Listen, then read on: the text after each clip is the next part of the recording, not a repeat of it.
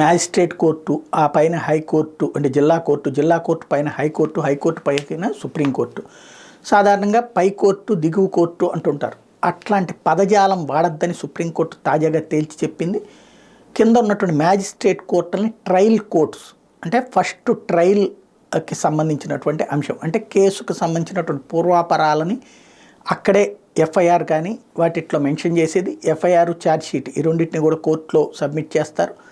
FIR basis మీద arrest చేయొచ్చు, chargesheet basis మీద బెయిలా లేకపోతే ఏంటనేది తేల్చవచ్చు. ఆ పైన శిక్ష అంతా కూడా, వ్యవహారం అంతా కూడా కింద కోర్టులోనే తేలుతుంది. ఆ కోర్టు శిక్షిస్తే ఆ శిక్షను రద్దు చేయమని పైకి వెళ్ళచ్చు, శిక్షించకపోతే ఆ శిక్ష వాళ్ళు ఎందుకు శిక్షించలేదో చూడండి అని పైకి వెళ్ళచ్చు.